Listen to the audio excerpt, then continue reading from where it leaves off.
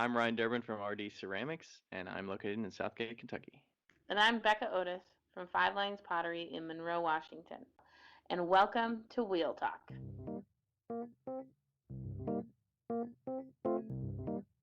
Hey folks, thanks for listening to Wheel Talk. We would love some more interaction with you all throughout this future episodes, and we would love to hear some listener questions. They may get on the episode. Yeah, just submit them to wheeltalkpodcast@gmail.com, or you can submit them on our Instagram at wheeltalkpodcast. Thanks. Hello. Hi, Becca. Did you start late? No, I'm good. I started on time. Oh, sure, whatever. We'll see. Hi. Hi. Hi. It's been a while. It has. I feel like it's been a year. It's been forever. It's been forever. Also, I feel like I'm not doing as much pottery, so I don't really talk to you during the day Yeah. as much, and which is kind of a bummer. Well, you just started. I don't think you had opened your shop before the last time we talked, or since the last time we talked. So I think you kind of just got into the groove of opening and like what that means. And Yeah. And what it means is absolutely nothing. nothing. Nobody is coming in since you've opened. No, I just sit there and do nothing all day. I mean, I work a little bit, but yes, it's a big joke. And that's how I feel. What a joke. How are you, Ryan? How was today? It was good. I actually worked a little bit late today, and then I did a bunch of prep work. So I basically didn't get my hands on clay at all. It's later in the evening right now, so normally I would have been in the studio working on stuff and then stopped for us to talk. But the main thing I was trying to do was get the Facebook event created for a backyard craft show that I'm doing with 3 other artists or makers at my parents' house. Because the show that I was going to do here in a couple of weeks got canceled. So I was like, while I'm in Louisville, talked to my parents, and they were like, yeah, we can have something in the backyard since they have a decent-sized backyard to have something. Yeah, they have a big one. That's cool. So, yeah. So I got the Facebook event created, and I sent something out to the 3 other folks that are selling with me so we can kind of get some information out there. And then... You should get somebody to make food. Like, is your mom a good cook? I imagine she is. Yeah, I mean, we could make some stuff for like informally for the vendors and stuff. So it's kind of like a lunch. Well, no, not for the vendors. For the people coming, be like, hey, we're having a fucking party. We could, but 6 feet apart, obviously. We could. The one that I did, that like backyard one that I did, they called it like a pottery party.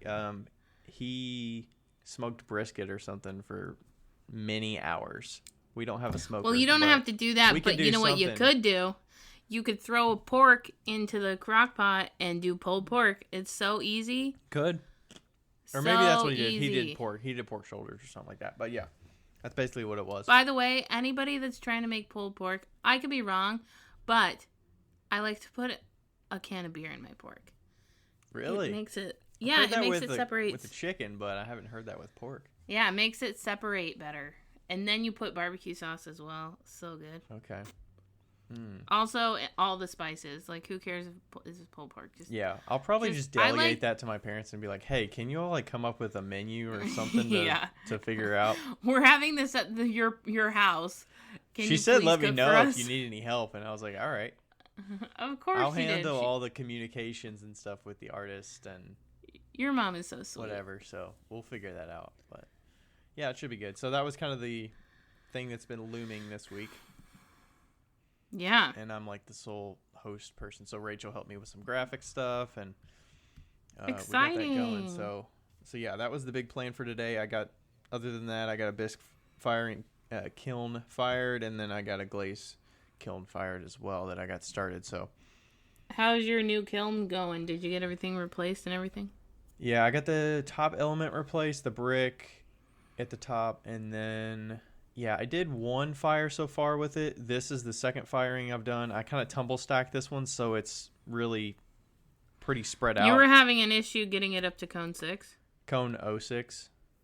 Seriously? I was bisque firing. Well, no, not an issue, but it didn't fire consistently from top to bottom. So it was half a cone different at the bottom than it was the rest of it. So Got it. this was a tumble stack load, so I think it'll be a little more even because there's a little more space for that bottom section. So we'll see. Nice. Cool. Yeah. What about you? Today I did basically nothing. When you say basically nothing, do you mean like actually nothing, or are you Yes. saying like you didn't feel productive enough, so you just say that you did nothing? Well, I don't know. I'll let you decide what nothing is, I suppose. Today I feel almost ashamed. Okay, today, let's see. I went through some books and I put them out on the front of the shop and for people to take for free. I made like 20 small plates, very small plates. And yeah, that's pretty much it. But it's also, 7 o'clock where you're at? You still have a little time, right? Yeah, I still have time. I am a night person. I am a yeah. night worker for sure. Oh, and I rolled all the bottoms of my planters. I am definitely a night worker for sure, but also like I just feel so lazy when the shop is open because I don't want to get too involved in something because I have extreme ADD or ADHD, and so I just don't want to get too involved because if I do, then I'll start helping somebody else and then I will forget all about what I was doing and it's infuriating. And so, yeah. But also, I'm trying bone broth for the first time. That's another revelation for today. And it's disgusting. So, Is that like a drink that's supposed to soothe you or something? No, I don't know. It's some like healthy fad thing and it's beef bone broth, okay? And they simmer beef bones and make it broth for like 20 hours or whatever. But it's got a lot of bone marrow in it, so it's really healthy for you. It's like really good for you. I would imagine chicken bone broth is much better than beef though. And Probably. it's just not great. And I don't know how all you healthy people do this. It's disgusting. There's like no flavor to it. It tastes like you threw luncheon meat into it's not like water. it's not like a chicken noodle soup broth. It's like worse. No. It smells like stale styrofoam. Well, I'm drinking a tiki drink that is very sour. Well, I'm jealous. The name of it is the Blue Mullet. The Blue Mullet. Nice. It's good.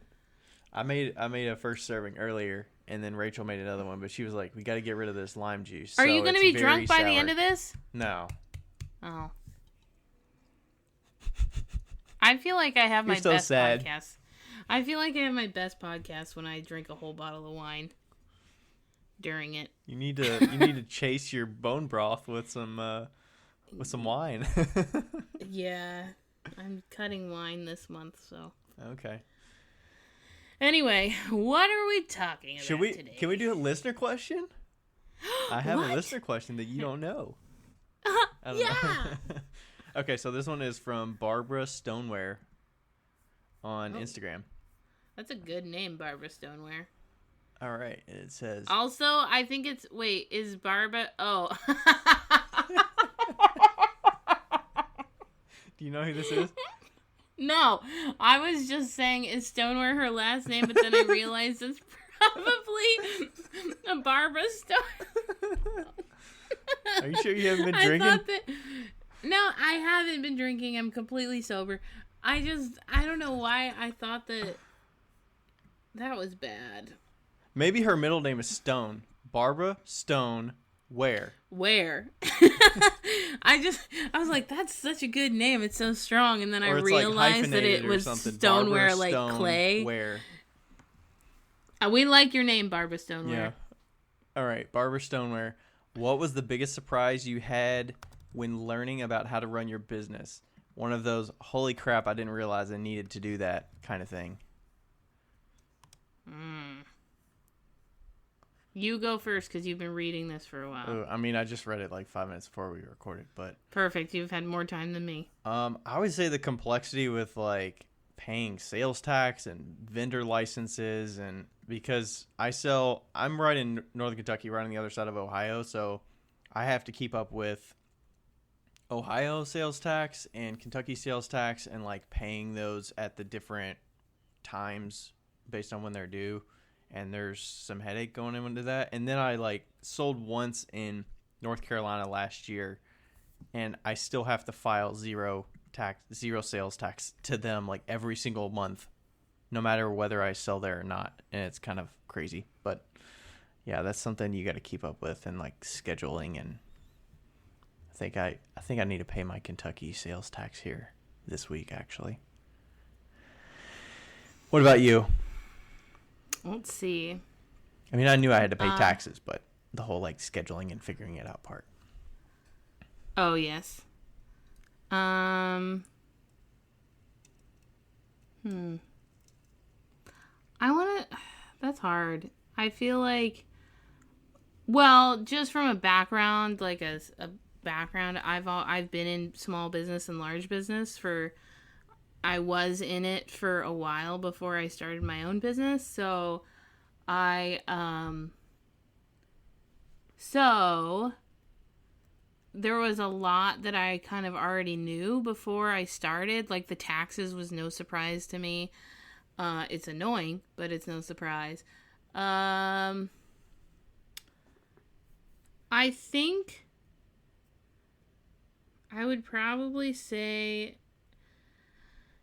it didn't surprise me, but I'm going to say the amount of communication that you need to have, like, just in general, was not comfortable for me. And it still is not comfortable. Like, you know, the amount of marketing and stuff that you need. Like, I'm fine with, like, the design work and like, creating something that looks nice and having the pieces, but selling it and, like, my pieces don't sell themselves, you know, so, selling it to people and, like, communicating with people and, like, keeping open relationships with people has been difficult, and, it was surprising how much I've had to do that. I mean, it's good. I'm not saying that's bad. Like, it's good. Yeah, that's a good skill.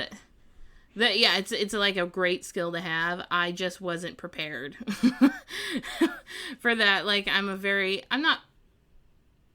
not flighty. I'm actually more responsible than a lot of people think I am. But I think Ryan can attest to that. Mm-hmm. But I also, you know, over time have kind of like dropped the ball on a few things, and then you have to. Yeah, it begins and ends with you. So if you commit to something, like, right, it's up to you to keep track of it, to write it down, to set reminders, right, to follow up. Yeah, and I have ADHD pretty severely, so that's been a challenge.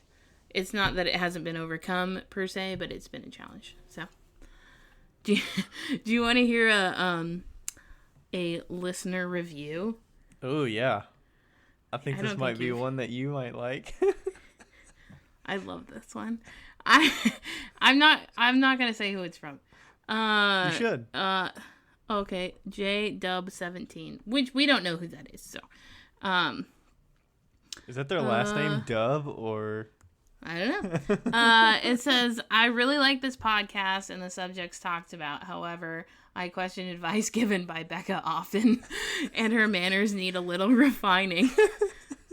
I did see that a couple weeks ago, but I didn't want to bring it up. I wanted you to stumble upon it. I know. I never claimed to have good manners. I can tell you that. We're just two people talking here. I mean, we're sharing our own experience. Yeah. We're not saying everything that we say is foolproof and works for everybody, right? No, definitely not foolproof, and it doesn't work for everybody. I will say that I feel like I have to defend myself a little bit. They say I question advice given by Becca often. I think you should question all advice, actually, but but I do actually know a lot more than I come off to say that I do. I'm actually becoming quite aware of how much knowledge I have in my brain, and it has been surprising.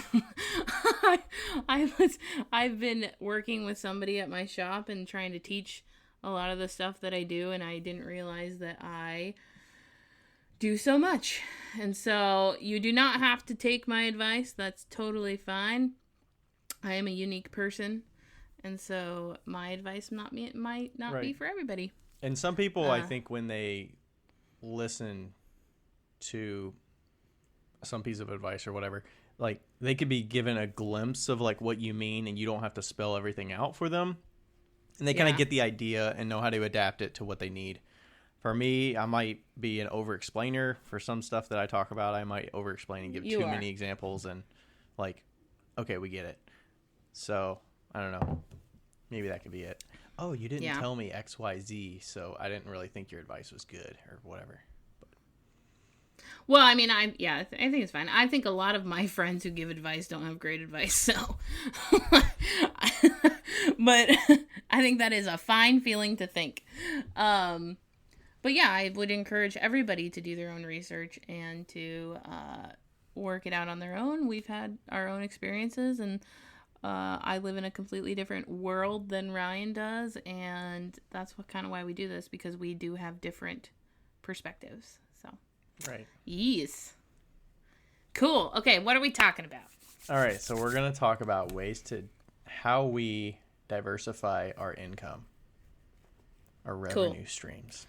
Are you talking about like specifically within the ceramics community, or? Sure. Or it could be just as a person, how I personally diversify, or ways in which I keep income coming in, I guess. Okay, like little hobbies or whatever that you might be doing that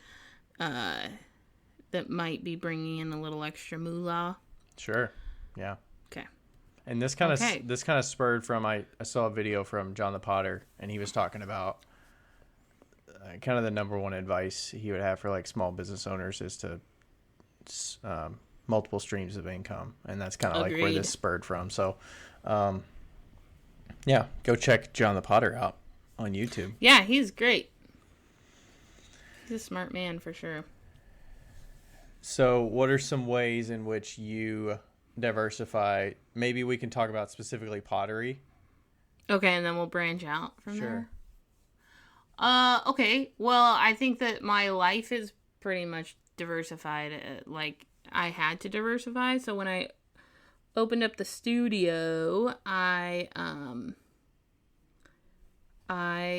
realized that if I was going to make rent, which is $1,800 a month, which may seem like a lot or a little to somebody, but it's medium for me. And but I realized that if I was going to make rent, and at the time I also had a home to pay for as well, so I had a $1,200 mortgage, that I was going to need to kind of like spread out how much money I'm making in pottery. And actually it's done well for me, especially during the pandemic. So so you had that while you jumped into the 1,800 for a little bit? What? You had the mortgage and the studio? Yeah, like 2 years. Maybe 1 or 2 years, yeah. Wow, okay. But I had roommates too, so I wasn't paying like the whole amount. I had roommates for most of it. Okay, so I teach classes. That's one way. I have members. That's another way. I don't teach the members, but I do communicate with them because they're like family. I have paint your own pottery, and I have production pottery. I think that's all. So or production style pottery, not really production. What's kind of the variability in those? Is the teaching, is that pretty? I know right now it's kind of difficult because teaching's non-existent. So teach right now, that's another way. That's another reason. Like so teaching. Typically a class would be 4 to 6 people. If it's their first class, it's going to be $160 for 4 weeks. So that's 150 times 4. That's $600 right there. And that's, for about 4 weeks, plus an extra week or 2, give or take, for them learning on the sides. So it's about a third of your rent.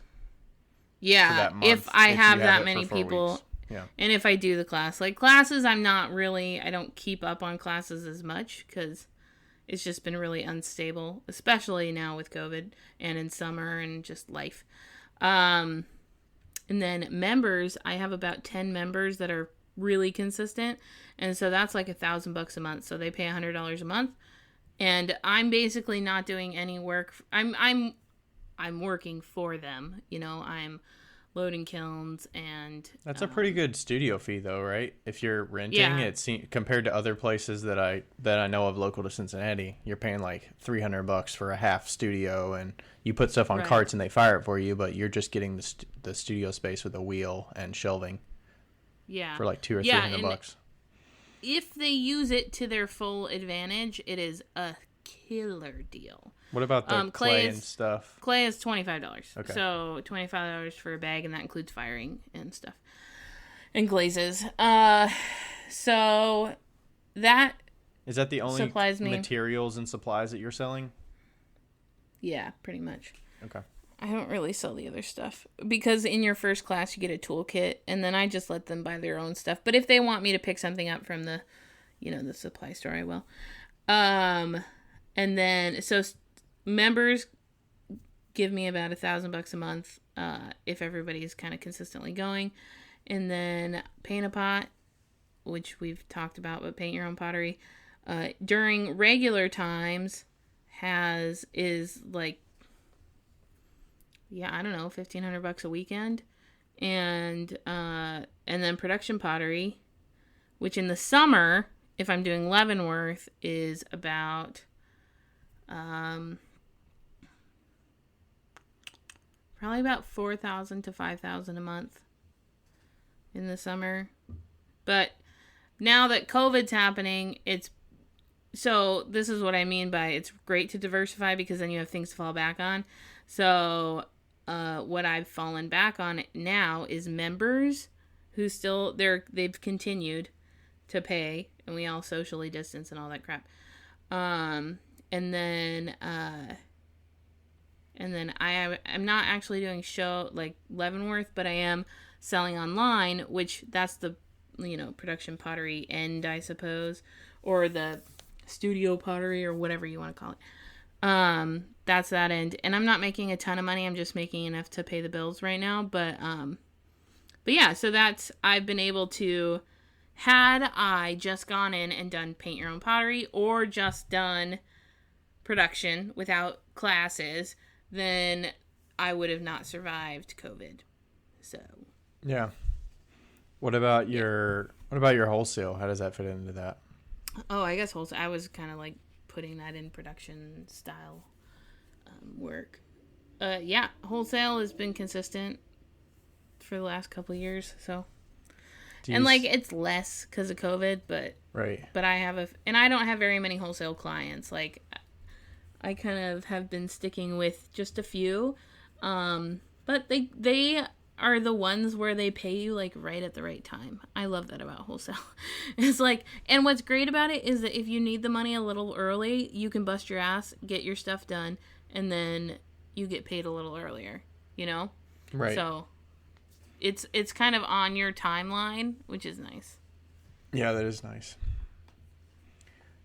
Yeah, I think having something else.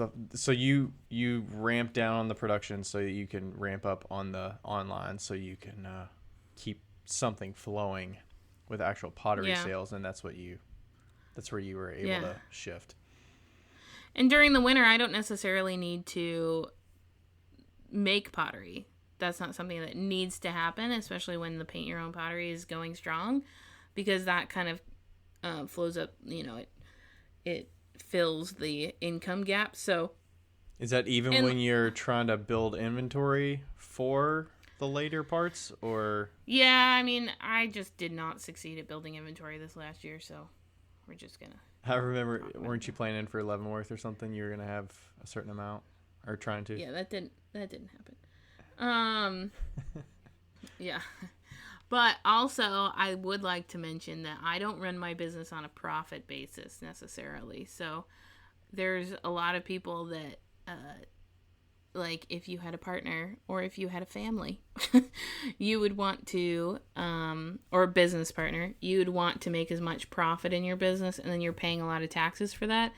I keep high expenses, and I keep a pretty balanced baseline. So I might be making more money.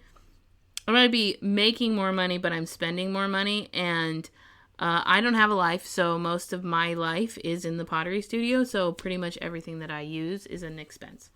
So the only thing I'm not expensing is like food. So you're expensing higher because you're upgrading parts of your studio and... Not necessarily, but yeah. I mean, it's just that I try to not... I make enough to live off of, but it's not like... I'm not looking for a lot of money. I'm not trying to be rich. But I also don't want to pay like $5,000 in taxes, so I try to keep really smart bucks as far as that's concerned, because I don't need to make $50,000 profit. Personally, that's not something that I need. So yeah. Okay. All right. So let's see where I'm at with this. So I have the art shows is part of my stream of income. That was a big stream the last few years for sure. That's my major way that I actually sell stuff. And then we've got consignment shops. Yes. So there's quite a few of those. There's probably, I don't know, 8 places that I sell at that I occasionally get checks from.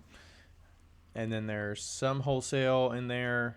There's online in there. Online ramped up a huge amount this spring and summer. And then teaching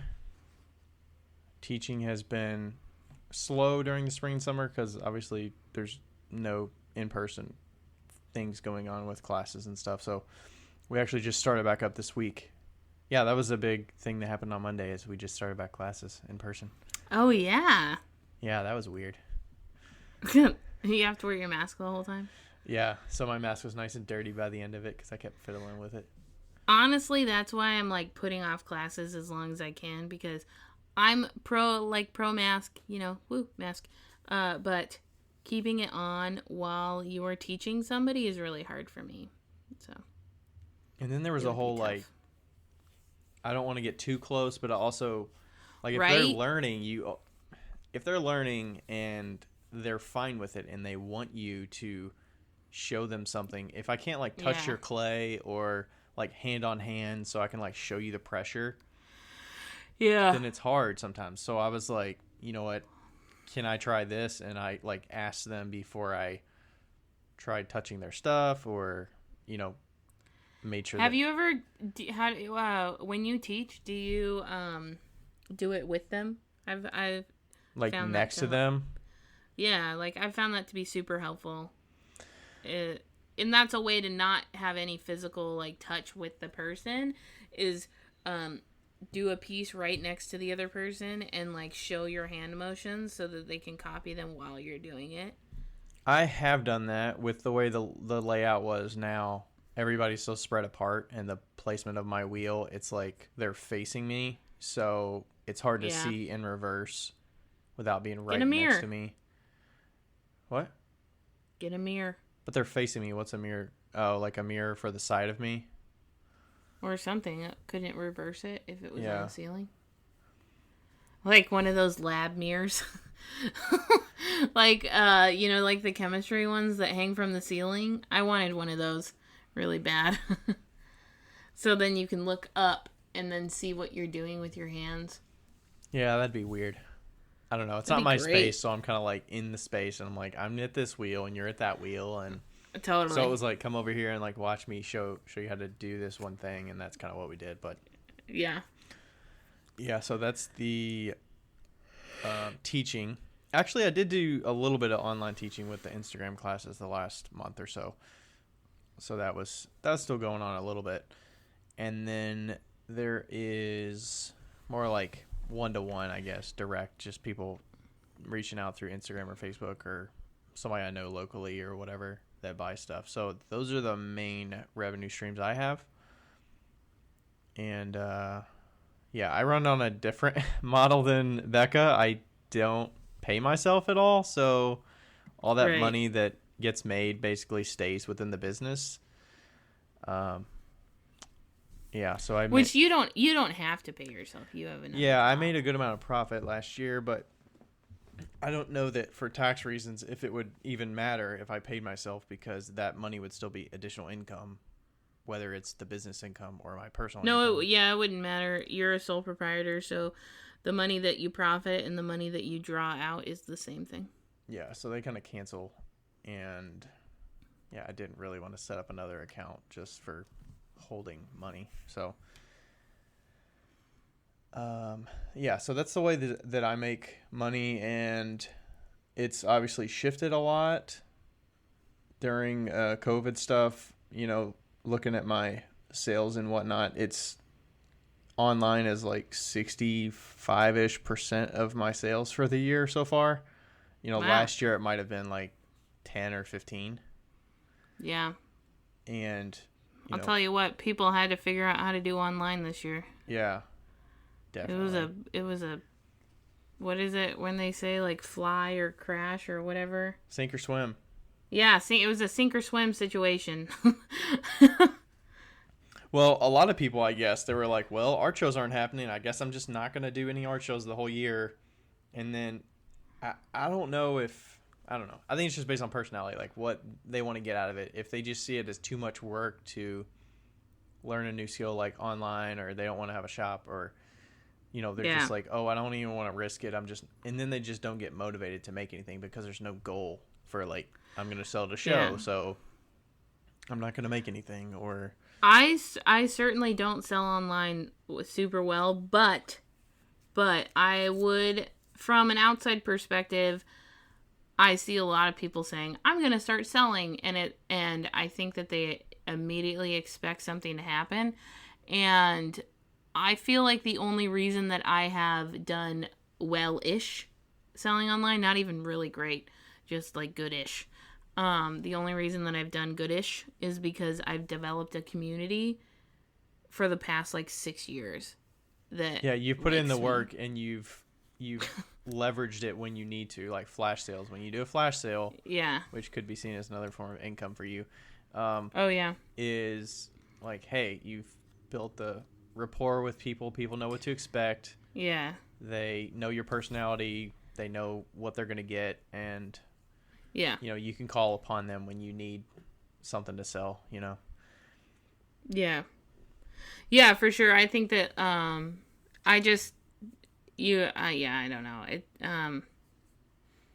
I also said today, somebody was saying, I saw a comment somewhere, but it was about online and Instagram and how it's not catering to the, like, how like when you're on Instagram and you see somebody who's like the most amazing potter ever, and you're like, why do you only have 325 followers? Because your stuff is the most amazing. And I'm like, well, first of all, a lot of them don't have enough time because they've already figured out a lot of them have, I'm not saying all of them, but a lot of them have figured out their market and who they're selling to and their customer. And so they don't necessarily need Instagram. And I think that we forget that Instagram actually wasn't made for businesses. Or they don't prioritize it, or they don't want to spend the time. Yeah, and they effort they don't care. It's like, who learn cares? That when they've already got a pool of. But also, I mean, they could be in the opposite boat. They could be making amazing work, and you don't know. That's true. I'm not saying that it's exclusive, but a lot of people I've seen who have really amazing work do like phenomenal at shows, but maybe they don't have the Instagram following that some would consider success. And the audience is different, right? I mean, your audience is so different. Like, who's gonna go to shows? I mean, what's the main demographic of shows at your shows?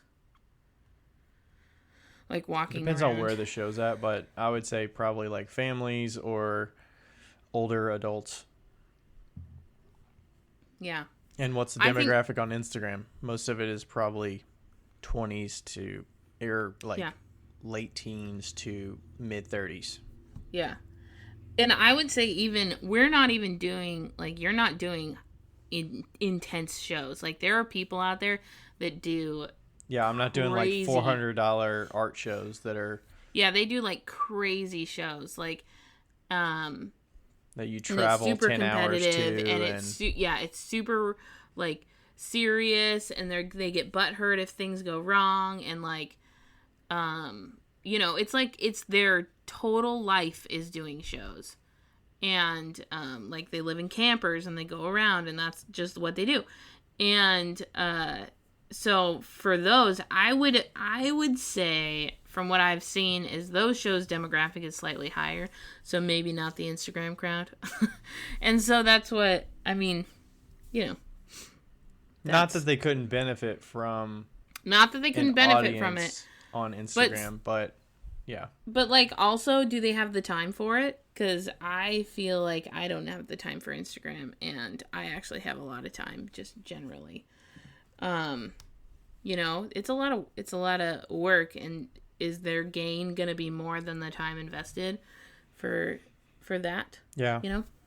And those Instagram 101 and 201 classes, there are a lot of adults that are kind of in that older demographic that are trying to learn, which I think is good. Like, I think you should learn it's a new great. skill. It's a great tool. Such a good tool. So that's kind of the group that are taking those online classes with me.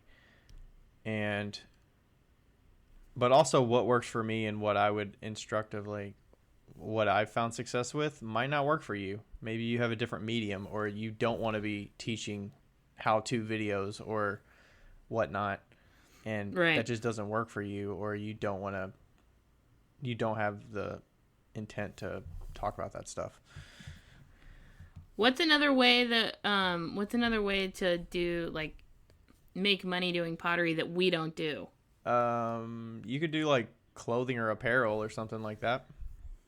Andrew Linderman has some apparel. Some people sell like stickers and like Ellen. Alon Pottery does stickers. She does decals. She does coffee pour overs. She sells coffee too. Yeah, she sells coffee. If you want to look at anybody for diversity, go to just freaking look up Alon Pottery. Like AlonPottery.com. Look her up. Like that's it. Like she's the queen. And then what about John the Potter does YouTube, and Tim C does YouTube. Like a lot of people make money off of YouTube. And if you're good enough to get a following, then you can make some money off of YouTube. Yeah. Maybe at some point we can make some money off podcasting. We're not holding out hope. Paul Blaze has sponsors on his, so he makes money through that. He does. You don't hear a lot about him selling his work. He does make work occasionally, and he does sell it occasionally. But, his expertise for the community is podcasting, and that's kind of how he makes his income for, the ceramics world, I guess, of his life. So he's been very helpful for us, for sure. Yes. What other ways do people, some people do workshops that could fall under teaching. That's its own animal with traveling and teaching and doing workshops. And a lot of people like do workshops, and a lot of people are sponsored even on Instagram. You're sponsored on Instagram by Speedball, and that's making a different type of money a lot of the time. You can either get sponsored and get cash by selling like commercials and stuff like that, or you can get sponsored and get products, so you get Speedball, Diamond Core. So I've got a couple of those, and then there is the place that I get my wooden stamps from. They initially sent me some wooden stamps just to try for kind of a trade for some like Instagram exposure. Yeah. So I shot them out at everyone. I'm not obligated to. I think they asked for like 2 posts or something when I got them, showing me using them, and I enjoy them. And then I actually communicated with them after the fact and was like, hey, if I want to get some more of these in the future, is there a way I can get some kind of like referral code or something like that?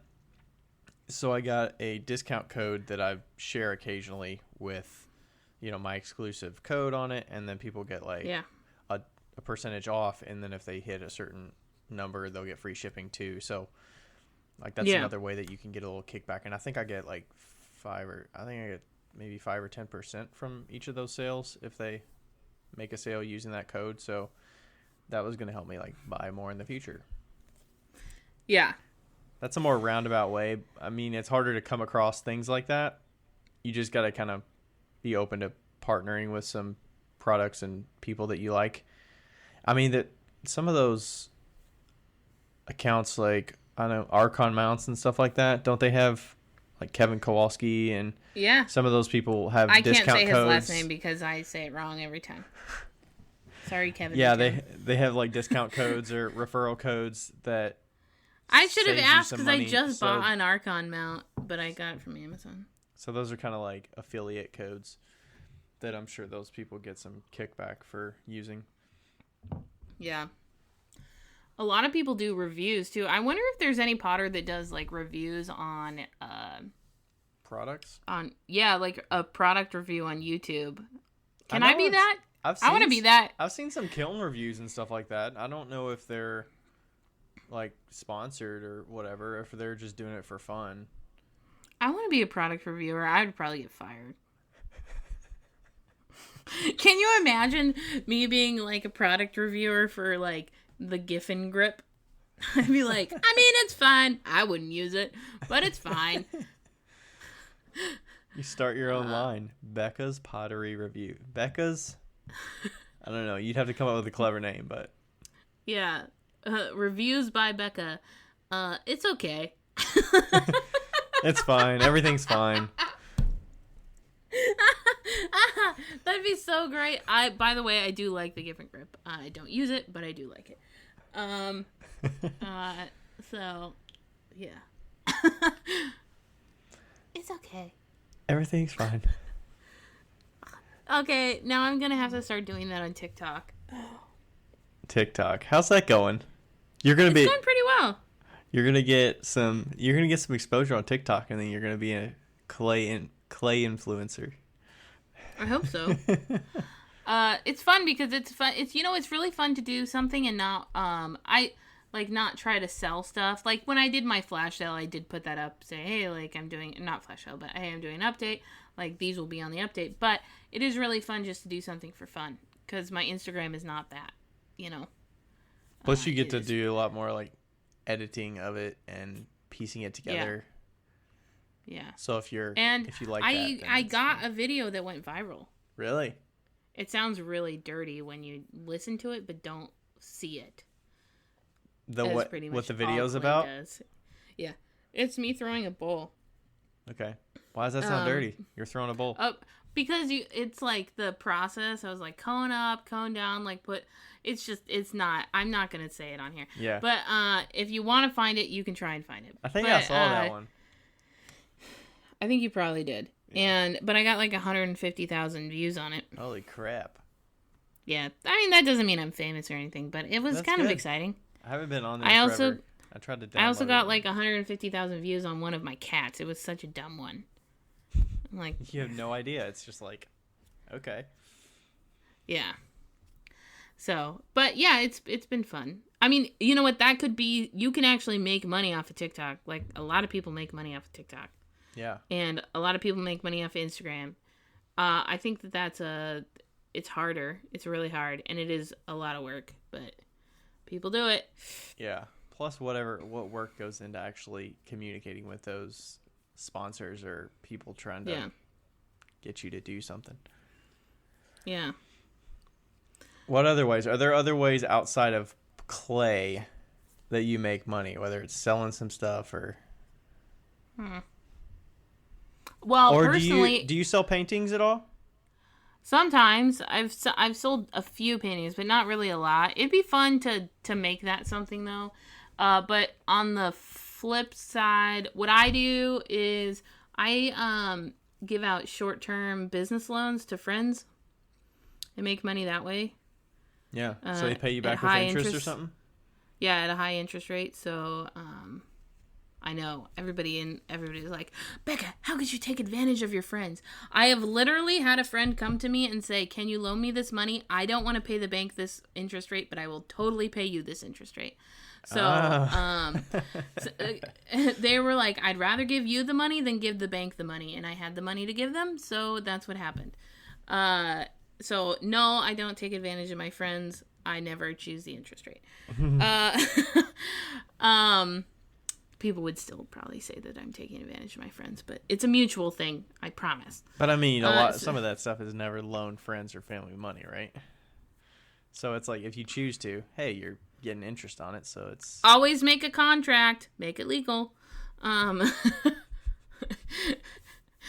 I had to say that.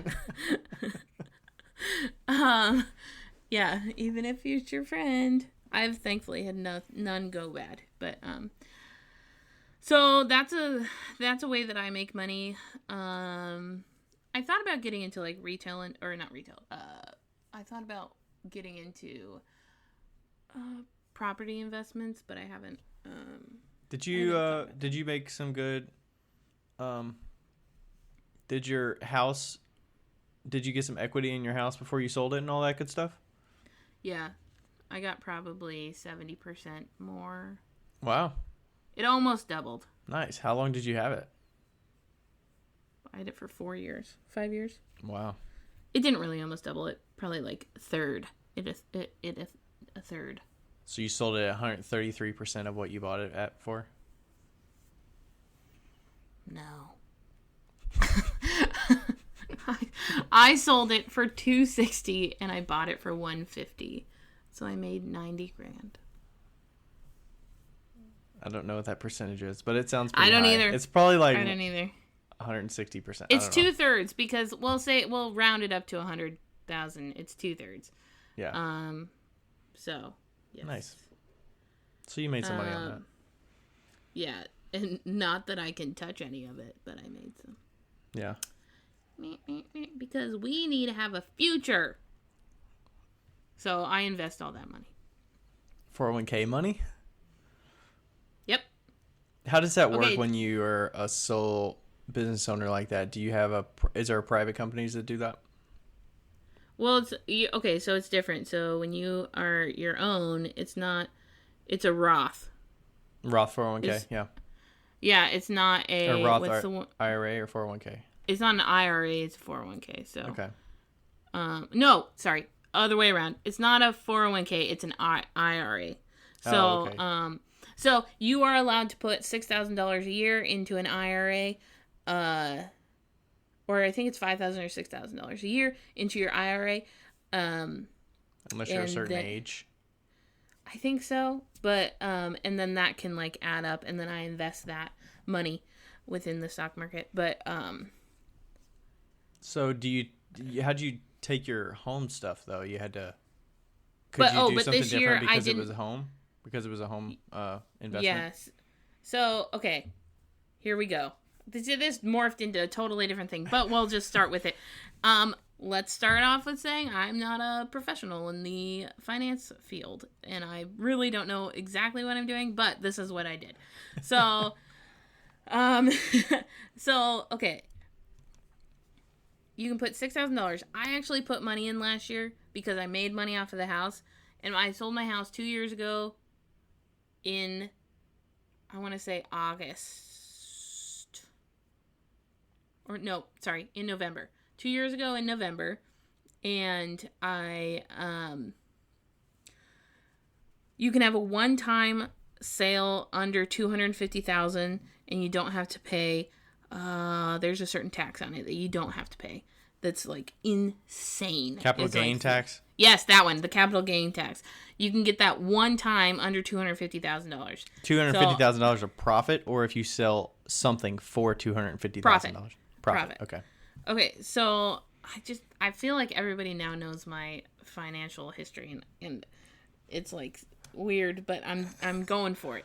Anyway, so I have nothing to hide, I suppose. So I got that money, I paid off a bunch of debt. That was a lot of business debt. And then I, by the way, capital gains doesn't count unless you take it out and leave it out. So I didn't buy another house, so I took it out and left, and I didn't like re-put that. You kind of like rolled it into something. Right. If you bought a house, if you sold your house and then bought a house, you wouldn't have to pay capital gains regardless because you're putting it back into a new investment or a new mortgage like a or new whatever. house. Yeah. So I took that and then I just invest the money in the stock market. Like it's in a different account and it's in a Roth IRA. Now, last year I didn't make enough money to actually put in $6,000. Like my profit, quote unquote, was lower than like what I put in for like I said, totally planned. That does not mean I failed.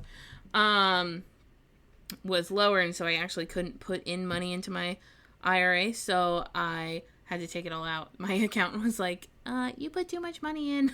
And it was right at the beginning of COVID, and I was like, I'm okay with that. I'm okay with taking $6,000 out. But, yeah, so you have to make a profit in your business in order to put in money into your IRA. You have to make a profit. Clearly, okay, so you can't take money that was a profit and put it into that and choose that as like, you're not incentivized to save money for retirement to lower your tax burden? No, okay, so here's the thing. I made the money that I put into my IRA in 2018, okay? Mm-hmm. So my personal taxes said that I made this much money. So I had to pay this much money off of those taxes, right? Or off of that money. Right. Now, 2019, I still had money left over from what I made from the house. Mm-hmm. And when I put in money, and then when I didn't make enough money during the year, like quote unquote make enough money, it was like, hey, you shouldn't have this money. Mm-hmm. Like, they don't, because they expected you to use that money like income, not right. Like, you shouldn't have this money to invest towards that. So they were like, you have to take it back out. And so I did. Yeah, I was wondering how the retirement stuff worked for a small business owner. Can you invest into a retirement account and it lowers how much you're actually? So you're saying I think there is some. It seems like I know. I think there is. I don't know that for sure, but I think there is some sort of a. Like I said, this is just what happened. I don't know how it works, but I think there is a way that you can. I just didn't have the. Like, my books are just really, really skinny. Yeah. You know, they're just flat lines. So, yeah. It just didn't line out that way. But honestly, doing the small business loans to people makes way more money than the stock market. So, nice. Yeah, it's easy. I mean, the stock market is small returns over. Yeah, you're in for the long. It does add up. You're in for the long haul. Yeah. You're in for the long haul. The especially at our age. Yeah, the short-term loans are a short-term turnaround, and if you take that money and move it towards something else, then that's what, like, you know, like the Rich Dad Poor Dad. If you haven't read that book, you totally should. Is that what it's called, Rich Dad Poor Dad? Yeah.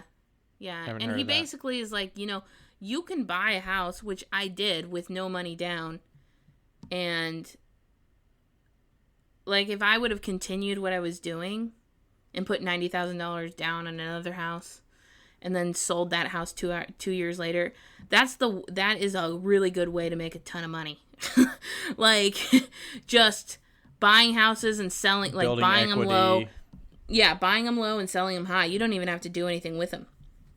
You know, that's how a lot of millionaires make their money, is through real estate. So it's much easier as a full-time job that I'm just like, hey, the money goes into the retirement. I choose how much goes in there and stuff, but. And your company, I'm sure, matches, right? Yeah, they match a small percent. I mean, I put a lot more than I need. Yeah. I put like 15% in there, but. Oh, wow, that's a lot. That's smart, though. I mean, it's so taking smart. the Dave Ramsey route, right? Yeah. If you aren't investing in your future, you need to start, even if it's $50 a month. Seriously. That's part of the reason why I do that for the retirement, is because I'm like, okay, I have the full-time job now. I have the money now. What's the point of building a big savings account that makes like 0.01% every year instead of putting it into retirement that's going to make me money over the long term, that's going to make better returns than a savings account that just makes me feel good because I can get to it if I need to. Yeah. And also, this is just generally, but like for a lot of the people out there that, I worked at Sherwin-Williams and I got stock options when I was there. And I made like so much more money than I thought it would. Mm-hmm. We get that too. I was like, holy crap. Like that was my first introduction to the stock market, I suppose. When you say stock options, are you saying they gave you an equity, like a percentage equity in their company, or they gave you ESPP, where it's like employee stock purchase program, where you can put money into a pot and then at twice a year you buy the stock at a discount? No, it's the first one. The first one, okay. I think. Yeah. I would put like 10% in every single time, and they match 6%. Yeah. And then in my IRA, and then you wait like a year, and then hopefully it went up, and you sell it, and you make money on and it. Sherwin-Williams stock goes up and up and up because people still need to paint their houses. Right. As long as there's no big lawsuit or like bad press. As long as there's no lead in the paint, the painting companies can't really go wrong. But yeah, our company offers the stock stuff. It's ESPP, so it's Employee Stock Purchase Program, where they do the 2 times a year. You have to choose when they open the enrollment how much you want to put in. You put a percentage in, and you say 5% of every check is going to go into this pot of money. You can't touch that pot of money, and twice a year it buys it. So it takes the stock price at either whatever's the lowest between when the enrollment started and when the buy is at, and whichever one's lower, it drops it about 15%. And you get X number of shares based on however much you have in the pot of money. It just does the math for you, and then you own those shares. You can sell them immediately. I mean, it's short-term gain, and you can sell them and make 15% immediately if you want, but you're still going to pay capital gain on that. Or you can wait longer. So like I've held a lot of stock longer, and is your company's stock going up in price? Yeah, I mean, a lot of this stuff was bought at like, the latest one I bought was probably, part of that plan was probably like a 100 or something. I mean, that stock has grown. It's at like 150 right now, so it's grown significantly because of COVID, because they enable people to work remotely and securely and XYZ. Right. That is great for people not working in a physical office anymore. Totally. So yeah. Do they ever split their stock? They don't split. No. Are you talking about like they drop it in price, so they split it? No. Sometimes when okay, I could be wrong again. I feel like somebody is listening to the stock, but I've heard like buybacks and stuff like that. But I don't know about splitting stock. Somebody who does financial stuff is going to probably be yelling at me. But from what I understand, I apologize for the last 10 minutes of this conversation that you've had to listen to. They probably like it. They probably don't know any. They're probably artists, and they're like, I don't know anything about what you're talking about. Maybe I'm you're underestimating people, right. But no, from what I understand, splitting a stock means that a lot of the time stock will get so high that they'll split it in half, and it'll like do 2 separate. So instead of having one stock price at $600, you would split it in half, and you'd have 2 at $300. It sounds like they're just increasing their volume of stock available, so that the price drops because there's more stock on them available. It's kind of what that sounds like.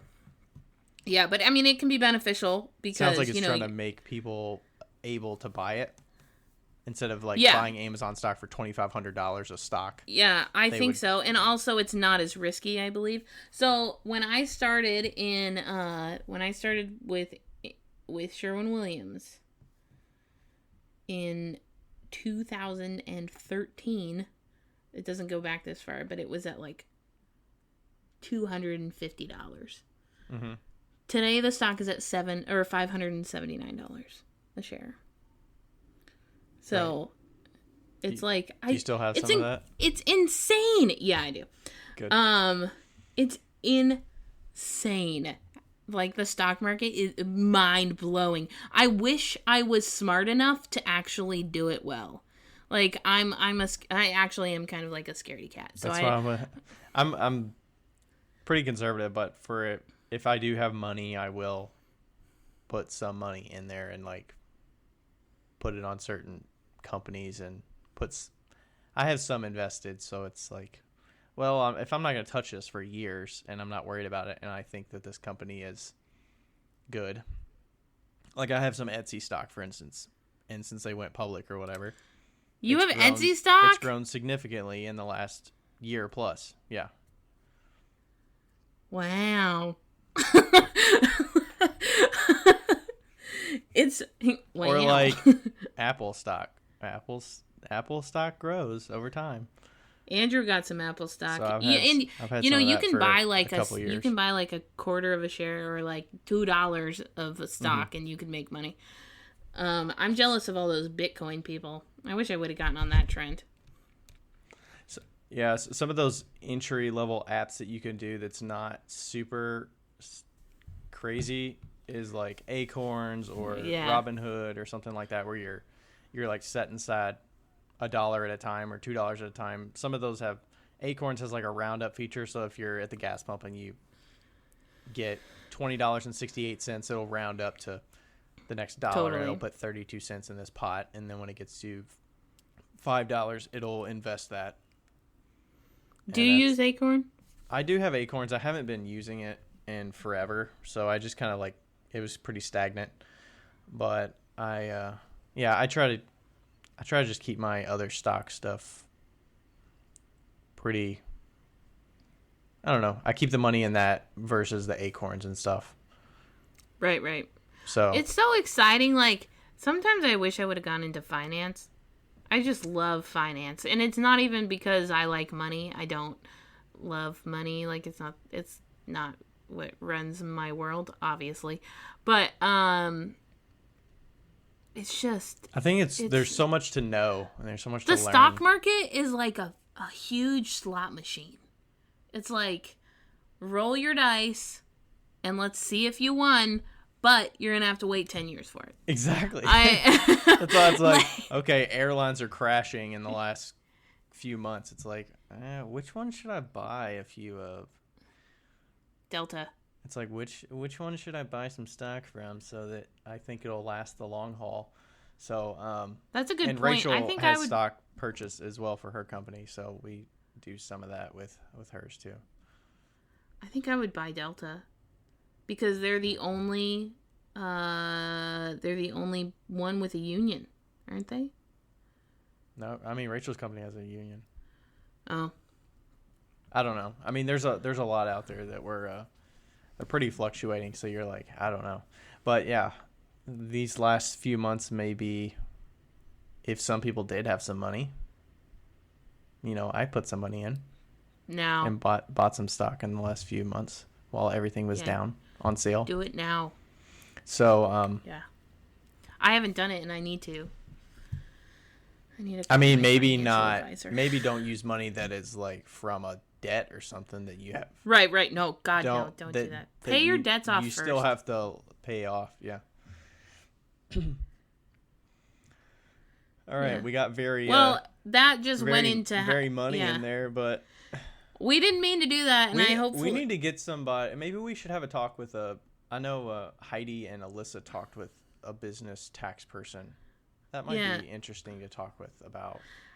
I think it would. Stuff.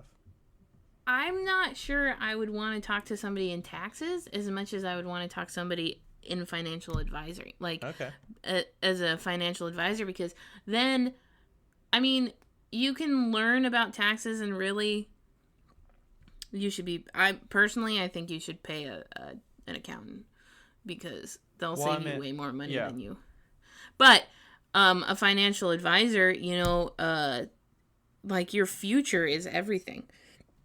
And I see a lot of artists when as I've been in the art world, I've seen a lot of artists that didn't plan well enough for their futures. Or they couldn't. Is it like a scarcity thing where you're trying to... I'm worried about my bills this month, so... Well, totally, and can't I do that too. foresee how Yeah, I'm and gonna I do plan that too. for So 5 years down the road.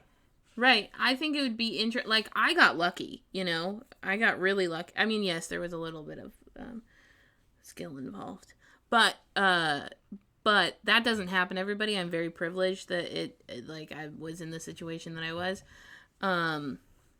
It doesn't affect my day-to-day income by any means. Like, I don't take money out of what I made from the house.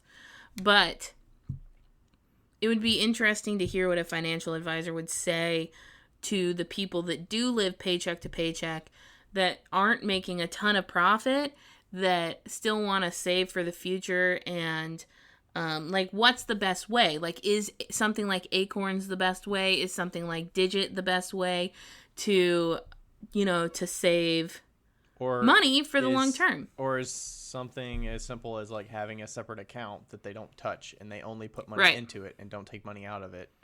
Is Yeah. that something somebody needs? I mean, it's not going to make Right. interest, but it's something that hopefully is less liquid that you can just swipe a card for. Or is Totally. not having a credit card better for you? Yeah, like, I cannot have a credit card. I have rung mine up too many times. I have paid them off eventually, but credit cards are not for me. So, personally, they're fine. Within the business, they are not. So, yeah. So it's like, I think it would be interesting. Yeah, we should find somebody. Maybe we'll scout out some. If some anybody options. knows a financial advisor, you should let us know, because. My mom is a compliance officer for a financial advising office. Well, Ryan. That's probably where I got my financial knowledge from. Probably. Well, then you should ask her if she has any, like, people. I also have a financial advisor, but I don't know if he would be willing to talk or not. He's really nice, but I just inherited him because of my family. Okay, So. maybe we can come up with something. Okay, and totally, it's going to differ based on who you're talking to, because they have their own opinions too. Just like a tax person is probably going to know the tax law and the options available, so they can kind of speak to. Right, but what's also a possible for tax your person is situation. going to know what is the taxes for that specific state too. It's not universal, Right. Yeah. Whereas a financial advisor might be a little bit more. There's a little bit more ambiguity in there, and yeah, it's a little more subjective. Let's do it. That would be so exciting. Ew, okay. I would love that. We'll see if we can figure something out. Well, you got the connections. Let's hook it up. Yeah. I'm going to text your mom. Do you have her number? Yes, I do. I didn't know that. I'm pretty sure I do. All right. Anything else you want to sign off on? No. I don't know. Find out what works for you. Find out the things that you like doing without burning yourself out, and do it. If it makes money, great. Yeah. And even like right now when things died down, I still found a new way to make some more money. Like, I found a new consignment shop that reached out to me actually. And I've already made like $400 in the last couple of months just from that new shop. So it's like, oh, that was fun. Like, now I got that under my belt, and I got a new connection with a new kind of partner. So. Wow. I did not expect this podcast to end the way that it just did. We were at like 20 minutes in, and I'm like, how's this going to stretch out to a full episode? There we go. Ill-advised advice from Becca. We're thinking about making t-shirts that just say, "Don't listen to Becca." Yeah, can we get that going sometime? We'll see. Maybe Becca and I can have a new stream of income here. Maybe a couple streams of income here soon. We'll make some t-shirts. Yeah. And socks. We should make socks. Socks? Yeah, we can call them pot socks. These are my pot socks.